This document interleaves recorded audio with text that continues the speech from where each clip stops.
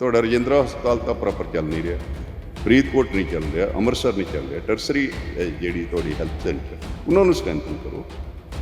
ਉਸ ਤੋਂ ਬਾਅਦ ਜੋ ਮਰਜ਼ੀ ਕਰੋ, ਮਾਡਲ ਦਾ ਨਾਂ ਜਿਹੜਾ ਮਰਜ਼ੀ ਰੱਖੋ, ਮੈਨੂੰ ਕੋਈ ਪ੍ਰੋਬਲਮ ਨਹੀਂ। ਬਿਨਾਂ ਵਜ੍ਹਾ ਨਵੇਂ ਹਸਪਤਾਲ ਖੋਲ੍ਹਣ ਦਾ ਤੁਸੀਂ ਇਹ ਰਜਿੰਦਰਾ ਹਸਪੀਟਲ ਬਹੁਤ ਵੱਡਾ ਹਸਪਤਾਲ ਹੈ, ਇਹ ਅੰਮ੍ਰਿਤਸਰ ਬਹੁਤ ਵੱਡਾ ਹੈ, ਫਰੀਦਕੋਟ ਬਹੁਤ ਹੈ, ਇਹਨਾਂ ਨੂੰ ਸਟਰੈਂਥਨ ਕਰੋ, ਹਰ ਪੱਖੋਂ ਸਟਰੈਂਥਨ। ਬਾਦਲ ਸਰਕਾਰ ਨੇ ਆਦਰਸ਼ ਸਕੂਲ ਖੋਲ੍ਹੇ ਸੀ, ਇਹ ਐਮੀਨੈਂਟ ਸਕੂਲ ਖੋਲ੍ਹ ਰਹੇ ਨੇ। ਤੇ ਇਹ ਜਿਹੜੇ ਤੁਹਾਡੇ ਹਰ ਬੱਚੇ ਨੂੰ ਤੁਸੀਂ ਵਧੀਆ ਸਕੂਲ ਕਿਉਂ ਨਹੀਂ ਦਿੰਦੇ? ਪੰਜਾਬ ਦਾ ਮਾਡਲ 'ਚ ਕੋਈ ਖਰਾਬੀ ਨਹੀਂ, ਪੰਜਾਬ ਦੀ ਪੋਲੀਟੀਕਲ ਨੀਅਤ 'ਚ ਖਰਾਬੀ। ਜਿਹੜਾ ਵੀ ਹੇਰਾਫੇਰੀ ਕੀਤੀ ਕਰਪਸ਼ਨ, ਉਹਨਾਂ ਨੂੰ ਕੇਸ ਵੀ ਚਲਾਓ ਸਾਰਾ ਕੁਝ, ਪਰ ਨਾਲ ਦੀ ਨਾਲ ਤੁਸੀਂ ਇਹ ਕਹੋ ਕਿ ਅਸੀਂ ਭਾਈ ਆਹ 1-2 ਸਾਲਾਂ 'ਚ ਦੇਖੋ ਸਟੇਟ ਦਾ ਰੈਵਨਿਊ ਕਿੰਨਾ ਵਧਾ ਦਿੱਤਾ, ਸਟੇਟ ਦਾ ਕਰਜ਼ਾ ਇਹਨਾਂ ਲਾ ਦਿੱਤਾ, ਜਾਂ ਕਰਜ਼ਾ ਚੜ੍ਹਨ ਨਹੀਂ ਦਿੱਤਾ। ਉਹ ਅਸਲੀ ਹੈ। ਜੇ ਉਹ ਕਰ ਸਕਣ ਇਹ ਸਰਕਾਰ, ਤਾਂ ਮੈਂ ਕਹਾਂਗਾ ਕਿ ਕਮਾਲ ਕਰ। ਨੌਕਰੀਆਂ ਤਾਂ ਹਾਲੇ ਵੀ ਉੱਥੇ ਖੜੀਆਂ ਨੇ, ਕੱਚੇ ਮੁਲਾਜ਼ਮ ਤਾਂ ਹਾਲੇ ਵੀ ਉੱਥੇ ਖੜੇ ਨੇ। 26,000 ਦੇ ਕਰੀਬ ਨਵੀਆਂ ਨੌਕਰੀਆਂ ਕੱਢੀਆਂ, ਉਹ ਮੈਨੂੰ ਉਮੀਦ ਹੈ ਭਰ ਲੈਣਗੇ, ਇਹਨਾਂ ਦੀ ਮਨਸ਼ਾ ਠੀਕ ਹੈ। 35,000 ਕੱਚਾ ਮੁਲਾਜ਼ਮ ਵੀ ਠੀਕ, 36,000 ਪੱਕੇ, 35,000 ਕੱਚਾ ਮੁਲਾਜ਼ਮ ਵੀ ਠੇਕੇ ਵਾਲਾ ਪੂਰਾ ਪੱਕਾ ਕਰ। 3 ਮਹੀਨਿਆਂ ਦੇ ਵਿੱਚ ਇਹ ਵੀ 8,000 ਕਰੋੜ ਦਾ ਕਰਜ਼ਾ ਜਿਹੜਾ ਉਹ ਲੈ ਚੁੱਕੇ। ਜਿਹੜਾ ਇਹਨਾਂ ਨੂੰ ਦਹੇਜ 'ਚ ਮਿਲਿਆ ਉਹ ਕਰਜ਼ਾ ਮਿਲਿਆ। ਰਾਦਰ ਤੁਸੀਂ ਕਰਜ਼ਾ ਲੈ ਕੇ ਕਰਜ਼ਾ ਉਤਾਰ ਰਹੇ ਹੋ। ਕਰਜ਼ਾ ਲਾਉਣ ਵਾਲਾ ਰੋਡ ਮੈਪ ਇਸ ਬਜਟ ਵਿੱਚ ਕਿਤੇ ਨਹੀਂ। ਕਰਜ਼ਾ ਚੜਾਉਣ ਵਾਲਾ ਰੋਡ ਮੈਪ ਹੈਗਾ। ਕੋਈ ਬਾਹਰ ਭੱਜ ਰਿਹਾ ਹੈਗਾ, ਕੋਈ ਇੱਥੇ ਨਸ਼ੇ ਕਰ ਰਿਹਾ ਹੈਗਾ, ਕੋਈ ਕੁਛ ਹੋਰ ਕਰ ਰਿਹਾ ਹੈਗਾ, ਉਹਦੇ 'ਤੇ ਪੈਸਾ ਲਾਉਣ ਦੀ ਲੋੜ ਹੈ। ਕਾਂਗਰਸ ਸਰਕਾਰ ਨੇ ਜਿਹੜਾ ਲੇਡੀਜ਼ ਲਈ ਬੱਸ ਸਰਵਿਸ ਜਿਹੜੀ ਆ ਉਹ ਫ੍ਰੀ ਕਰ ਦਿੱਤੀ। 300 ਯੂਨਿਟ ਹਰ ਬੰਦੇ ਨੂੰ, ਹਰ ਪਰਿਵਾਰ ਨੂੰ ਫ੍ਰੀ ਦੇਣਾ ਇਹ ਗਲਤ ਨੀਤੀ ਹੈ। ਰੈਵਨਿਊ ਇਕੱਠਾ ਵੀ ਕਰਨਾ ਹੈ, ਉਹ ਇਹਨਾਂ ਕੰਮਾਂ 'ਤੇ ਨਹੀਂ ਲਾਉਣਾ। ਇੱਕ ਪਾਸੇ ਤਾਂ ਉਹਨਾਂ ਨੇ ਗੈਰ ਤਰਕ ਸੰਗਤ ਸਬਸਿਡੀਆਂ ਤੇ ਮੁਫਤ ਖੋਰੀਆਂ ਦਿੱਤੀਆਂ, ਜਿਹੜਾ ਕਿ ਇਹ ਸਰਕਾਰ ਹੋਰ ਵਾਧਾ ਕਰ ਰਹੀ ਹੈ। ਇਹ ਹੁਣ ਮੈਂ ਅੱਜ ਪੜ੍ਹ ਰਿਹਾ ਸੀ ਕਿ ਇੱਕ ਪੇਸ਼ੈਂਟ ਦੇਖਣ ਦੇ ਡਾਕਟਰ ਨੂੰ 50 ਰੁਪਏ ਦੇਣੇ। ਹੁਣ ਡਾਕਟਰ ਦਾ ਇੰਟਰਸਟ ਕੀ ਹੋਏਗਾ ਕਿ ਜਾਂ ਤਾਂ ਉਹ ਫਰਜ਼ੀ ਪੇਸ਼ੈਂਟ ਦਿਖਾਏਗਾ, ਜਾਂ ਫਿਰ ਉਹ ਜਿੰਨਾ ਟਾਈਮ ਪੇਸ਼ੈਂਟ ਤੇ ਲਾਉਣਾ ਚਾਹੀਦਾ ਉਸ ਤੋਂ ਘੱਟ ਲਾ ਕੇ ਫਟਾਫਟ ਪੇਸ਼ੈਂਟ ਕੱਢੇਗਾ।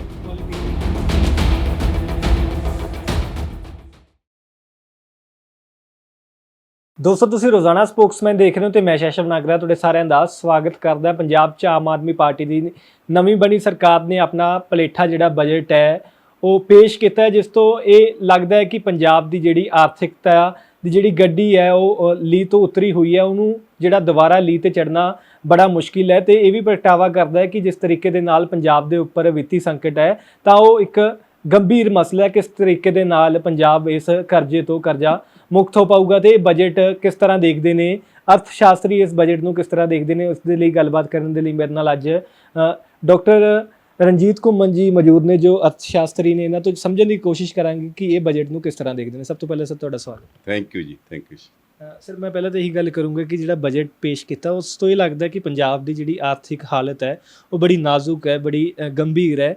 ਤੇ ਕੀ ਲੱਗਦਾ ਕਿ ਜਿਸ ਤਰੀਕੇ ਦੇ ਨਾਲ ਆਪਾਂ ਪਿਛਲੀ ਵਾਰ ਵੀ ਗੱਲ ਕੀਤੀ ਸੀ ਕਿ ਜਿਹੜਾ GST ਦਾ ਜਿਹੜਾ ਉਹ ਗੈਪ ਹੈ ਜਿਹੜਾ ਕੇਂਦਰ ਸਰਕਾਰ ਵੱਲੋਂ ਮਿਲਣਾ ਸੀਗਾ ਉਹ ਵੀ ਹੁਣ ਬੰਦ ਹੋ ਜਾਣਾ ਹੈ, ਉਹਦੇ ਨਾਲ ਵੀ ਜਿਹੜਾ ਪੰਜਾਬ ਸਰਕਾਰ ਦੇ ਜਿਹੜਾ ਖਜ਼ਾਨੇ ਤੋਂ ਹੋਰ ਬੋਝ ਪਊਗਾ। ਦੇਖੋ, ਪਹਿਲੀ ਗੱਲ ਤਾਂ ਇਹ ਸਮਝਣ ਦੀ ਗੱਲ ਹੈ ਕਿ ਆਮ ਆਦਮੀ ਪਾਰਟੀ ਸਰਕਾਰ ਜਿਹੜੀ ਹੈ ਨਾ ਉਹ ਮਾਰਚ 2022 'ਚ ਬਣੀ ਹੈ, ਤੇ ਉਹਦੇ ਵਿੱਚ ਜਿਹੜਾ ਆਰਥਿਕ ਸੰਕਟ ਹੈ ਉਹ ਆਮ ਆਦਮੀ ਪਾਰਟੀ ਸਰਕਾਰ ਦਾ ਦੇਣ ਦੀ ਉਪਜ ਨਹੀਂ ਹੈ। ਆਰਥਿਕ ਸੰਕਟ ਉਸ ਤੋਂ ਪਹਿਲਾਂ ਹੋ ਚੁੱਕਿਆ ਸੀ। ਆਰਥਿਕ ਸੰਕਟ ਕੋਈ ਇੱਕ ਦਿਨ 'ਚ ਨਹੀਂ ਹੋਇਆ, ਕੋਈ 25 ਸਾਲ ਲੱਗੇ ਨੇ, ਰਾਦਰ 30 ਸਾਲ ਹੀ ਲੱਗੇ ਨੇ ਕਿ ਅਸੀਂ ਇਸ ਸਥਿਤੀ 'ਚ ਪਹੁੰਚੇ। 1980-81 ਦੇ ਵਿੱਚ ਸਾਡੇ ਸਿਰ 1009 ਕਰੋੜ ਦਾ ਕਰਜ਼ਾ ਸੀ, ਇਹ ਤੇ ਹੁਣ 3 ਲੱਖ ਤੋਂ ਉੱਪਰ, 3 ਲੱਖ ਕਰੋੜ ਤੋਂ ਉੱਪਰ ਦਾ ਕਰਜ਼ਾ ਹੈ। ਤੇ ਇਹਦੇ ਵਿੱਚ ਕੋਈ 20% ਸਾਡਾ ਜਿਹੜਾ ਉਹ ਟੈਕਸ ਪੇਮੈਂਟ, ਇੰਟਰਸਟ ਪੇਮੈਂਟ ਚਲੇ ਜਾਂਦਾ, ਜਿਹੜਾ ਅਸੀਂ ਕਰਜ਼ੇ ਤੇ ਵਿਆਜ ਮੋੜਦੇ ਉਸ ਤੇ ਚਲੇ ਜਾਂਦਾ। ਸੋ ਇਹਦਾ ਮਤਲਬ ਹੈ ਕਿ ਅੱਜ ਜਿਹੜੀ ਸਰਕਾਰ 3 ਮਹੀਨੇ ਪਹਿਲਾਂ ਬਣੀ ਹੈ, ਇਹ ਆਰਥਿਕ ਸੰਕਟ ਉਹਨਾਂ ਦੀ ਉਪਜ ਨਹੀਂ ਹੈ। ਪਹਿਲੀ ਗੱਲ ਤੇ ਇਹ ਸਮਝਣ ਦਿਓ। ਤਾਂ 3 ਮਹੀਨਿਆਂ ਦੇ ਵਿੱਚ ਇਹ ਵੀ 8,000 ਕਰੋੜ ਦਾ ਕਰਜ਼ਾ ਜਿਹੜਾ ਉਹ ਲੈ ਚੁੱਕੇ। ਉਹਦੀ ਗੱਲ ਆਪਾਂ ਬਾਅਦ 'ਚ ਕਰਦੇ ਹਾਂ, ਕਿਉਂਕਿ ਜਿਹੜਾ ਇਹਨਾਂ ਨੂੰ ਦਹੇਜ 'ਚ ਮਿਲਿਆ ਉਹ ਕਰਜ਼ਾ ਮਿਲਿਆ। ਦੂਜੀ ਗੱਲ ਜਿਹੜੀ ਆਮ ਇਹ ਕਹੀ ਜਾਂਦੀ ਕਿ ਖਜ਼ਾਨਾ ਖਾਲੀ ਸੀ, ਖਜ਼ਾਨਾ ਕਦੀ ਖਾਲੀ ਨਹੀਂ ਹੁੰਦਾ, ਨਾ ਕਦੀ ਭਰਿਆ ਹੁੰਦਾ। ਖਜ਼ਾਨਾ ਆਈ ਚਲਾਈ ਹੁੰਦੀ ਹੈ। ਖਜ਼ਾਨੇ 'ਚ ਇੱਕ ਪਾਸੇ ਪੈਸੇ ਆਉਣੇ, ਦੂਜੇ ਪਾਸੇ ਖਰਚ ਹੋ ਜਾਣੇ। ਤੇ ਉਹਦੇ ਵਿੱਚ ਰੈਵਨਿਊ ਰਿਸੀਟਸ ਹੁੰਦਾ, ਉਹਦੇ ਵਿੱਚ ਕੈਪੀਟਲ ਰਿਸੀਟਸ ਹੁੰਦਾ, ਮਾਲੀਆ ਆਮਦਨ ਤੇ ਪੂੰਜੀਗਤ ਪ੍ਰਾਪਤੀਆਂ ਜਿਹੜੀਆਂ। ਤੇ ਇਸ ਤਰ੍ਹਾਂ ਮਾਲੀਆ ਖਰਚੇ ਤੇ ਪੂੰਜੀਗਤ ਖਰਚੇ ਹੁੰਦੇ ਨੇ। ਉਹਦੇ ਵਿੱਚ ਕੁਝ ਕਮਿਟਡ ਖਰਚੇ ਹੁੰਦੇ ਨੇ, ਜਿਵੇਂ ਪੈਨਸ਼ਨਾਂ ਨੇ, ਤਨਖਾਹਾਂ ਨੇ, ਹੋਰ ਇਸ ਕਿਸਮ ਦੇ ਜਿਹੜੇ ਹੈ ਈਵਨ ਇੰਟਰਸਟ ਪੇਮੈਂਟਸ, ਹੋਰ ਬਹੁਤ ਸਾਰੇ ਹੁੰਦੇ ਨੇ। ਸੋ ਉਹਨਾਂ ਨੂੰ ਪੂਰਾ ਕਰਨਾ ਹੁੰਦਾ ਹੈ। ਸੋ ਪਹਿਲੀ ਗੱਲ ਤੇ ਇਸ ਸਰਕਾਰ ਦੀ ਜਿਹੜੀ ਚੁਣੌਤੀ ਹੈ ਉਹ ਹੈ ਕਿ ਇਸ ਸੰਕਟ ਨਾਲ ਨਿਬੜਨਾ ਕਿਵੇਂ ਹੈ, ਤੇ ਦੂਜੀ ਚੁਣੌਤੀ ਇਹ ਹੈ ਕਿ ਇਸ ਸੰਕਟ ਤੋਂ ਬਾਹਰ ਕਿਵੇਂ ਆਉਣਾ। ਬਿਲਕੁਲ, ਇਹ ਦੋ ਚੁਣੌਤੀਆਂ ਨੇ ਫਾਈਨੈਂਸ਼ੀਅਲ, ਜੇ ਵਿੱਤੀ ਐਂਗਲ ਤੋਂ ਦੇਖੋ। ਹੋਰ ਬਹੁਤ ਸਾਰੀਆਂ ਚੁਣੌਤੀਆਂ ਨੇ ਜਿਹੜੀਆਂ ਕਿ ਇਸ ਸਰਕਾਰ ਦੀ ਦੇਣ ਨਹੀਂ ਹਨ, ਪਰ ਇਹ ਸਰਕਾਰ ਜਿਸ ਰਸਤੇ ਤੇ ਚੱਲੀ ਹੋਈ ਹੈ ਉਹਦੇ ਨਾਲ ਕਰਜ਼ਾ ਹੋਰ ਜ਼ਰੂਰ ਵੱਧ ਜਾਣਾ। ਜਿਵੇਂ ਤੁਸੀਂ ਪਹਿਲਾਂ ਕਿਹਾ ਕਿ ਇਹਨਾਂ ਨੇ 2 ਮਹੀਨੇ 'ਚ 8,000 ਕਰੋੜ ਕਰਜ਼ਾ ਲੈ ਲਿਆ। ਇਸ ਬਜਟ ਦੇ ਵਿੱਚ ਜਿਹੜਾ 1,55,000 ਕਰੋੜ ਦਾ ਬਜਟ ਹੈ, ਰਾਦਰ 1,50,000 ਕਰੋੜ ਦਾ ਬਜਟ ਹੈ, ਉਹਦੇ ਵਿੱਚ ਵੀ 35,000 ਕਰੋੜ ਦਾ ਕਰਜ਼ਾ ਹੈ ਤੇ 20,000 ਕਰੋੜ ਦਾ ਵੇਜ਼ ਐਂਡ ਮੀਨਸ ਦਾ ਹੈ। ਸੋ ਵਿਚ ਮੀਨਸ ਕਿ ਬਹੁਤ ਵੱਡਾ ਕਰਜ਼ਾ ਹੈ। ਜੇ ਆਪਾਂ ਇਹ ਮੰਨ ਲਈਏ ਕਿ ਵੇਜ਼ ਐਂਡ ਮੀਨਸ ਨਾ ਵੀ ਇਹ ਐਕਸਪਲੋਇਟ ਕਰਨ, 20,000 ਕਰੋੜ ਰੱਖਿਆ ਹੋਇਆ ways and mean. Ways and means ਮੈਂ ਦਰਸ਼ਕਾਂ ਨੂੰ ਦੱਸ ਦਿਆਂ ਕਿ ਇਹ ਉਹ ਅਮਾਊਂਟ ਹੁੰਦਾ ਜਦੋਂ ਬੇਵਾਹ ਹੋ ਜਾਂਦੀ ਹੈ ਸਟੇਟ ਦੀ, ਤੇ ਸਟੇਟ ਦੀ ਜਿਵੇਂ ਕਹਿੰਦੇ ਕਿ ਵੇਲਣੇ 'ਚ ਬਾਂਹ ਆਈ ਹੋਈ ਹੈ, ਉਹ ਕੱਢਣ ਲਈ ਫਿਰ ਉਹ RBI ਤੋਂ ਕਰਜ਼ਾ ਲਿਆ ਜਾਂਦਾ। ਸੋ ਉਹ ਮੈਂ ਕਹਿੰਦਾ ਉਹਨੂੰ ਨਾ ਵੀ ਟੱਚ ਕਰਨ, ਫਿਰ ਵੀ 35,000 ਕਰੋੜ ਰੁਪਈਆ ਰੱਖ ਲਿਆ ਨਾ। ਸੋ ਵਿਚ ਮੀਨਸ ਕਿ ਪਹਿਲਾਂ 8,000 ਕਰੋੜ ਜੇ ਇਹਦੇ ਵਿੱਚ ਐਡ ਵੀ ਕਰ ਲਈਏ ਜਾਂ ਉਹਨੂੰ ਛੱਡ ਦਈਏ ਕਿ ਪੂਰੇ ਸਾਲ ਦਾ 35,000 ਕਰੋੜ ਹੈ, ਤਾਂ ਇਹਦਾ ਮਤਲਬ ਇਹ ਹੋਇਆ ਕਿ 35,000 ਕਰੋੜ ਦਾ ਕਰਜ਼ਾ ਤਾਂ ਪੰਜਾਬ ਦੇ ਸਿਰ ਹੋਰ ਚੜ੍ਹਨਾ ਹੀ ਚੜ੍ਹਨਾ। ਠੀਕ ਹੈ, ਇਹ ਹੋ ਹੀ ਰਿਹਾ ਕਿ ਤੁਸੀਂ ਜਿਹੜਾ ਪ੍ਰਿੰਸੀਪਲ ਵਾਪਸ ਕਰਨਾ ਹੈ ਤੇ ਤੁਸੀਂ ਜਿਹੜਾ ਇੰਟਰਸਟ ਉਸ 'ਤੇ ਪੂਰੇ ਕਰਜ਼ੇ 'ਤੇ ਦੇਣਾ, ਉਹ ਦੇ ਕੇ ਤੁਹਾਡੇ ਕਰਜ਼ੇ ਦੀ ਅਮਾਊਂਟ 'ਚੋਂ ਤੁਹਾਡੇ ਕੋਲ ਕੁਝ ਵੀ ਨਹੀਂ ਬਚਦਾ। ਰਾਦਰ ਤੁਸੀਂ ਕਰਜ਼ਾ ਲੈ ਕੇ ਕਰਜ਼ਾ ਉਤਾਰ ਰਹੇ ਹੋ। ਮਤਲਬ ਨਵੇਂ ਪੁਰਾਣੇ ਜਿਵੇਂ ਲੋਕ ਕਰਦੇ ਨਾ ਕਿ ਵੀ ਤੁਸੀਂ ਨਵਾਂ ਕਰਜ਼ਾ ਲੈ ਲਿਆ, ਪੁਰਾਣਾ ਉਤਾਰ ਦਿਓ, ਨਵਾਂ ਲੈ ਲਿਆ, ਪੁਰਾਣਾ ਉਤਾਰ ਦਿਓ। ਇਹ ਸਿਲਸਿਲਾ ਹੈ। ਦੂਜਾ ਜਿਹੜੇ ਪੰਜਾਬ ਦੀ ਸਭ ਤੋਂ ਗੰਭੀਰ ਸਮੱਸਿਆ ਹੈ ਉਹ ਹੈ ਮਾਲੀਆ ਪ੍ਰਾਪਤੀਆਂ, ਕਿ ਸਾਡੇ ਜਿਹੜੇ ਆਪਣੇ ਸਰੋਤਾਂ ਤੋਂ ਜਿਹੜੇ ਸਾਡੇ ਵਿੱਤੀ ਸਾਧਨ ਨੇ ਉਹ ਨੇ ਸਾਡੇ ਟੈਕਸ ਤੇ ਨਾਨ ਟੈਕਸ ਰੈਵਨਿਊ, ਉਹ ਦੋਵੇਂ ਘਟ ਰਹੇ ਨੇ।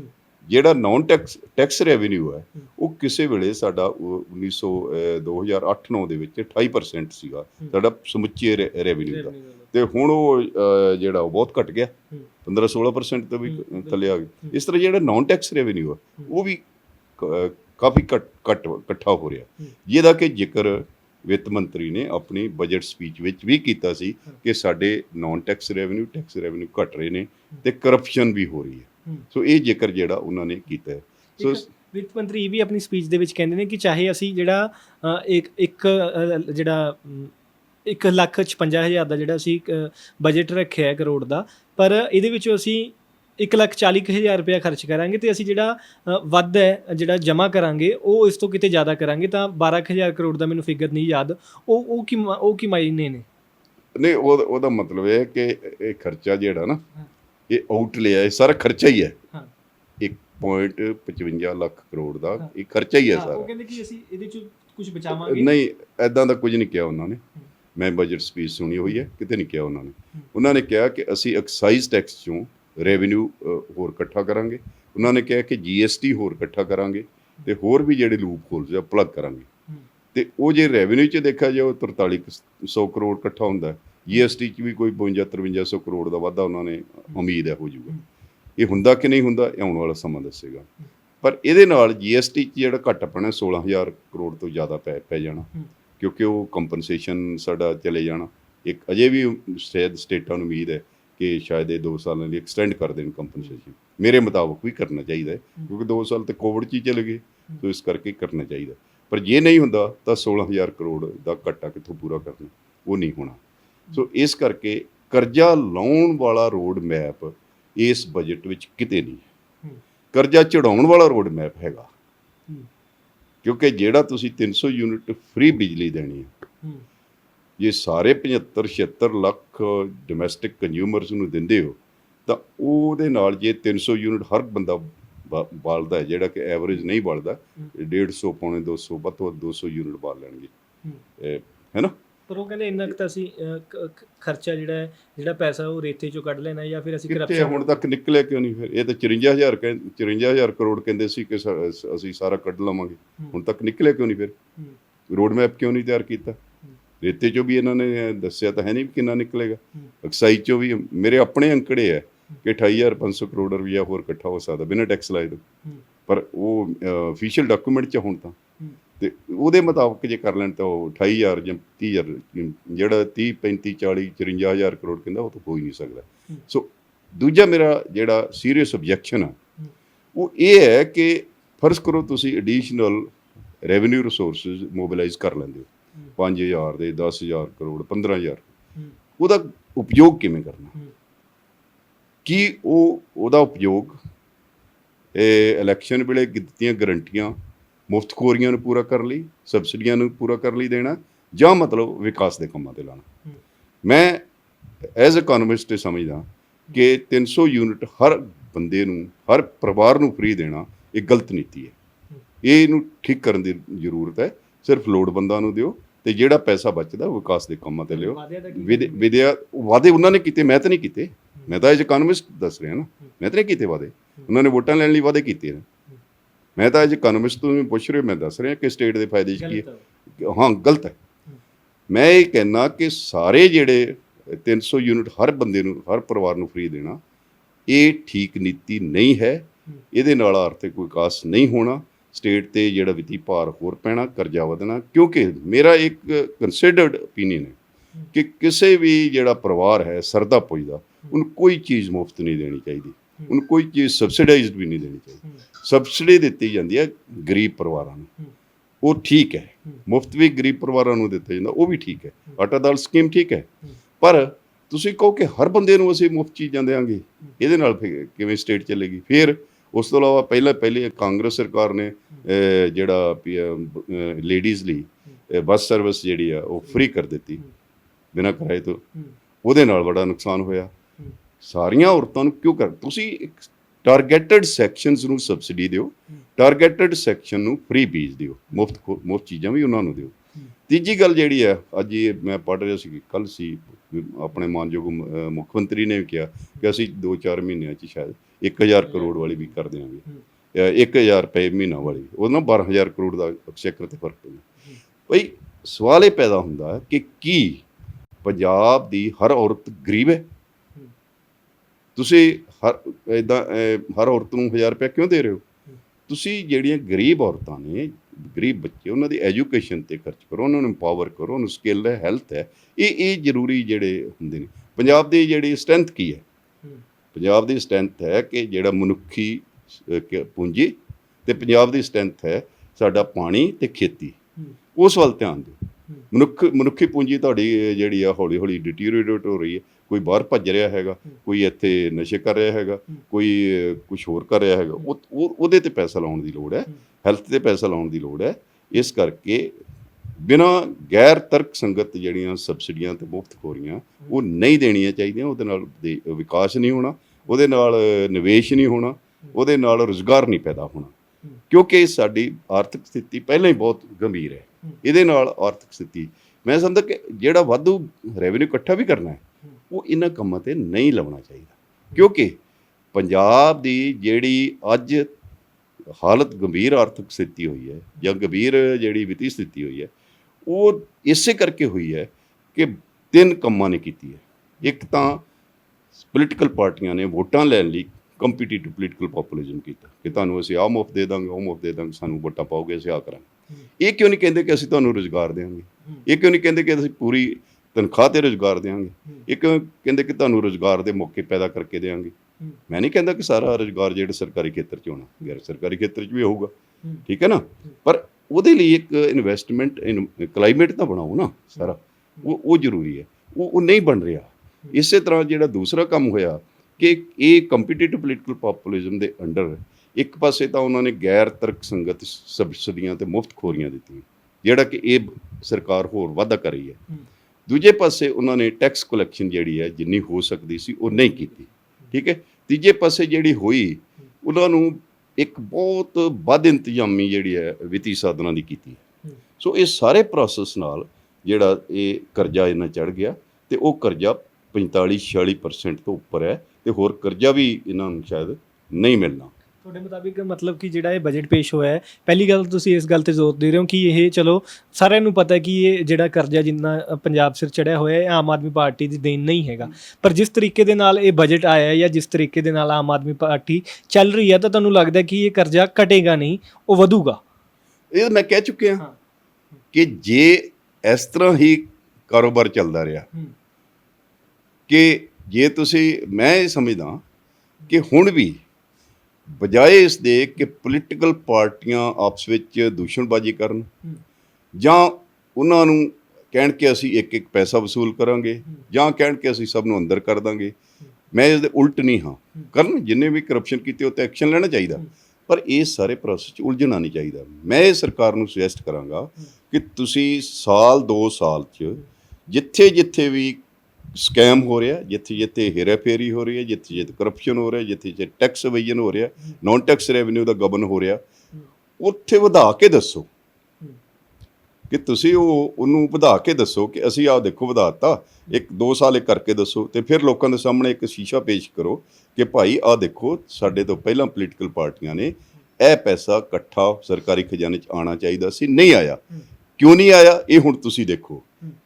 ਜੇ ਤਾਂ ਇਹ ਵਧਾ ਲੈਣ ਫਿਰ ਤਾਂ ਕਹਿੰਦੇ ਹੱਥ ਕੰਗਣ ਨੂੰ ਵਾਰਸੀ ਕੀ, ਵਰਡਸ ਨਾਲੋਂ ਜਿਹੜਾ ਐਕਸ਼ਨ ਆ ਜ਼ਿਆਦਾ ਉੱਚੀ ਬੋਲਦੇ ਨੇ। ਸੋ ਐਕਸ਼ਨ ਕਰਕੇ ਦੱਸੋ।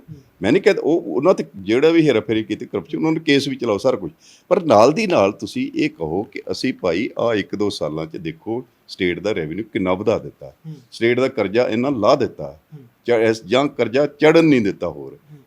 ਉਹ ਅਸਲੀ ਹੈ। ਜੇ ਉਹ ਕਰ ਸਕਣ ਇਹ ਸਰਕਾਰ, ਤਾਂ ਮੈਂ ਕਹਾਂਗਾ ਕਿ ਕਮਾਲ ਕਰਤੀ ਸਰਕਾਰ।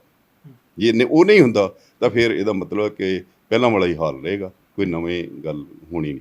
ਤਾਂ ਮਤਲਬ ਇਸ ਦੇ ਵਿੱਚ ਇਹ ਵੀ ਗੱਲ ਸਾਫ਼ ਹੁੰਦੀ ਹੈ ਕਿ ਜਿਸ ਤਰੀਕੇ ਦੇ ਨਾਲ ਆਮ ਆਦਮੀ ਪਾਰਟੀ ਦਾ ਜਿਹੜਾ ਬਜਟ ਤੋਂ ਇਲਾਵਾ ਜਿਸ ਤਰੀਕੇ ਦੇ ਨਾਲ ਸਰਕਾਰ ਚੱਲ ਰਹੀ ਹੈ, ਤਾਂ ਤੁਸੀਂ ਦੱਸਿਆ ਕਿ ਬਜਟ ਦੇ ਜਿਹੜਾ ਸਾਡਾ ਕਰਜ਼ਾ ਹੈ ਉਹ ਤਾਂ ਹੋਰ ਚੜੂਗਾ, ਪਰ ਜਿਹੜੇ ਹਾਲਾਤ ਨੇ ਉਹ ਵੀ ਲੋਕਾਂ ਦੇ ਕੋਈ ਸੁਧਰਨ ਵਾਲੇ ਨਹੀਂ ਹੈ, ਕਿਉਂਕਿ ਜਿਸ ਤਰੀਕੇ ਦੇ ਨਾਲ ਬਿਜਲੀ ਦੇ ਯੂਨਿਟ ਮੁਫਤ ਕੀਤੇ ਨੇ, ਜਾਂ ਫਿਰ ਤੁਸੀਂ ਕਹਿ ਸਕਦੇ ਹੋ ਕਿ 1000 ਰੁਪਇਆ ਦੇਣ ਦੀ ਅੱਗੇ ਗੱਲ ਕੀਤੀ ਜਾ ਰਹੀ ਹੈ, ਤਾਂ ਨੌਕਰੀਆਂ ਤਾਂ ਹਾਲੇ ਵੀ ਉੱਥੇ ਖੜੀਆਂ ਨੇ, ਕੱਚੇ ਮੁਲਾਜ਼ਮ ਤਾਂ ਹਾਲੇ ਵੀ ਉੱਥੇ ਖੜੇ ਨੇ।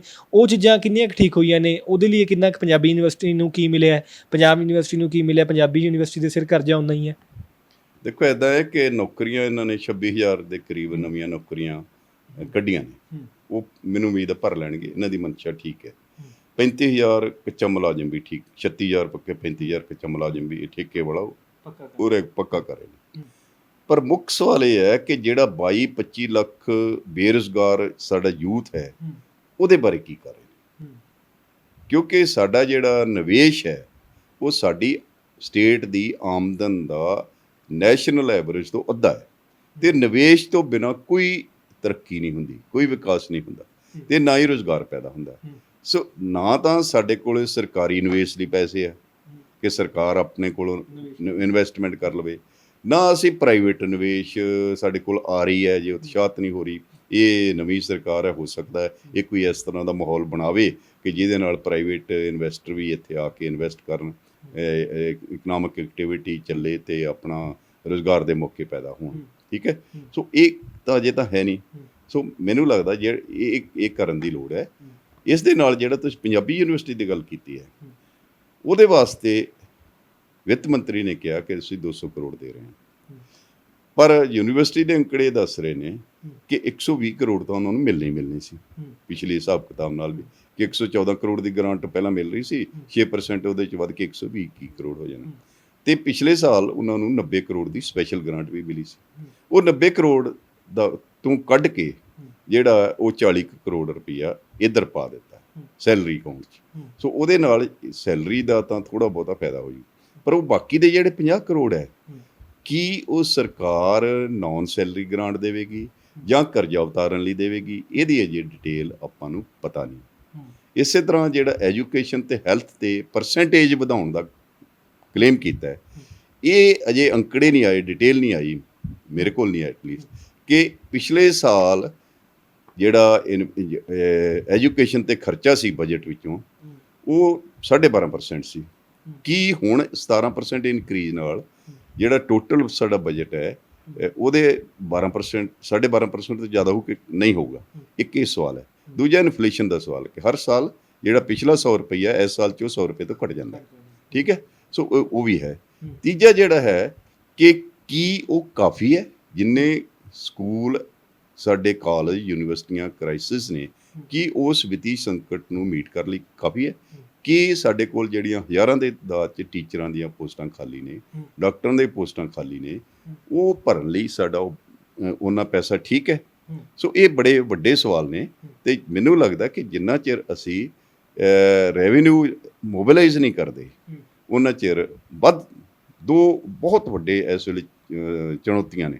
ਇੱਕ ਤਾਂ ਸਟੇਟ ਦਾ ਜਿਹੜਾ ਰੈਵਨਿਊ ਆ, ਆਮਦਨ ਆ, ਉਹ ਕਿਵੇਂ ਵਧਾਉਣੀ, ਕਰਜ਼ਾ ਕਿਵੇਂ ਘਟਾਉਣ ਦੀ ਗੱਲ ਕਰਨੀ ਹੈ, ਰੋਡ ਮੈਪ ਤਿਆਰ ਕਰਨਾ, ਤੇ ਰੁਜ਼ਗਾਰ ਦੇ ਮੌਕੇ ਕਿਵੇਂ ਪੈਦਾ ਕਰਨਾ। ਇਸ ਤੋਂ ਇਲਾਵਾ ਦੂਜੀ ਚੀਜ਼ ਜਿਹੜੀ ਸਰਕਾਰ ਜਿਸ ਚੀਜ਼ ਨੂੰ ਮੁੱਖ ਰੱਖ ਕੇ ਬਣੀ ਸੀ, ਇੱਕ ਤਾਂ ਐਜੂਕੇਸ਼ਨ ਦੀ ਆਪਾਂ ਗੱਲ ਕਰ ਲਈ, ਦੂਸਰਾ ਹੈਲਥ ਨੂੰ ਲੈ ਕੇ ਕੀ ਲੱਗਦਾ ਕਿ ਜਿੰਨਾ ਰੱਖਿਆ ਗਿਆ ਬਜਟ ਉਹ ਠੀਕ ਹੈ?